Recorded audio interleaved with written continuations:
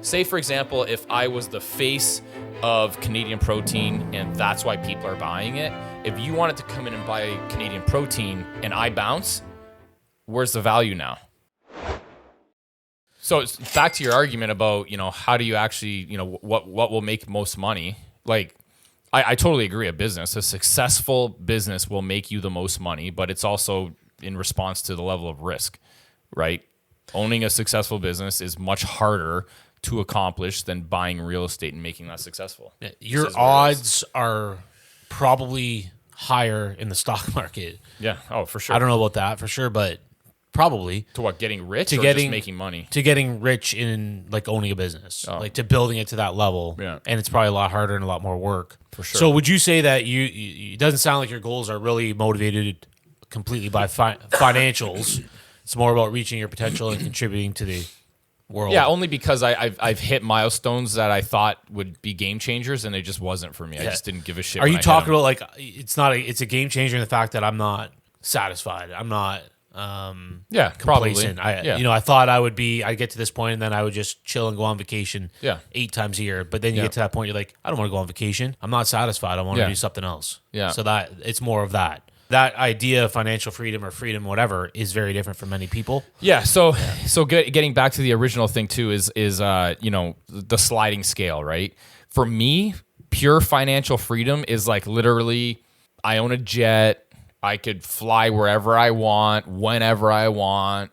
Ultimate freedom. I don't have to, like right now, I don't have to work if I don't want to. There's people that can control steer the ship when I'm not here. Right now I'm right in the mix of it with the BioSteel acquisition. But, before that, would the ship still steer in the right trajectory without me? Yeah, for sure. And I'm doing that also purposely because businesses are valued much higher when the person that started it or there's like a controlling interest is no longer needed in the business.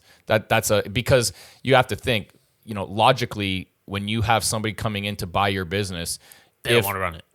Well, not even that. Like you have to think if it's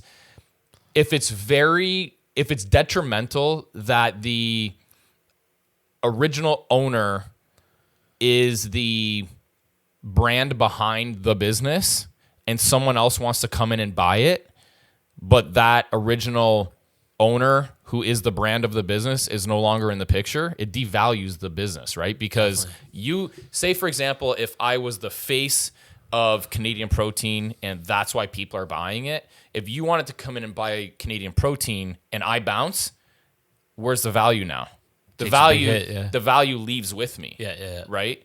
So it's the same argument with BioSteel's competition, if you want to call it competition. Those guys are, but those guys are tied to that hydration brand. And if they sell that hydration brand and they don't stick around, the value is gone, right? The brand is successful because of them. Yeah. Not because of like the athletes that they're signing or whatever. Sure, there's some value there, but the brand got to where it is because of their... Are you talking about like Prime with Paul? Yeah, Paul for sure, of course. Whatever else. Yeah, 100%. It's the same thing. It's the same thing across the board, right? Now, one thing I see in my day-to-day is that a lot of owners have a hard time stepping back and trusting other people to run the business. They think that without them, it's going to fail. Yeah.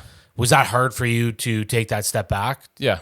Could you theoretically have started doing this years ago? Yeah. In theory, obviously, everything happens at the right time. But and if you could have, looking back, would you have? Yeah.